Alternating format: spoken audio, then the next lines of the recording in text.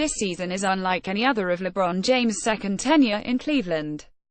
In past seasons, the Cleveland Cavaliers needed just one role player to ultimately compete with the Golden State Warriors, trading for Channing Frye in 2016 and Kyle Korver in 2017.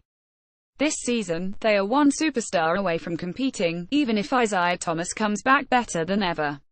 One key reason is their defense. The Cavaliers started the season with one of the worst defensive ratings in NBA history and still have a subpar 107.6. Bringing back Isaiah Thomas might actually hurt them defensively, but he would create a dominant offensive lineup. Another reason Paul George might be a good choice is actually because of Kevin Love.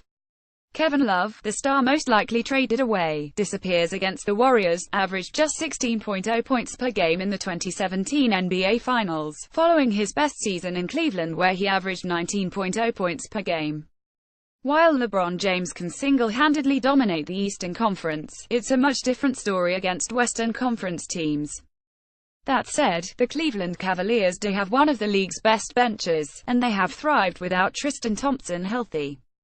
That's also a huge change from past seasons, which is another reason the Cavaliers do not need to trade for a role player. With the Cavaliers surging right now, Tristan Thompson coming back from his calf strain might be an afterthought on their second unit. Thompson is averaging career lows in points 4.4 and rebounds 6.4 per game. Thompson has always thrived on the defensive end. Meanwhile, his only offensive capabilities are lobs thrown by LeBron James.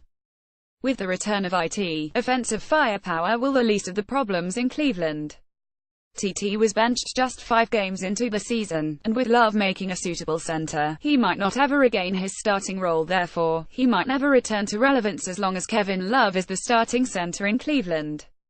Here's the imaginary trade that could come to fruition if the situation in Oklahoma City continues its downhill trend.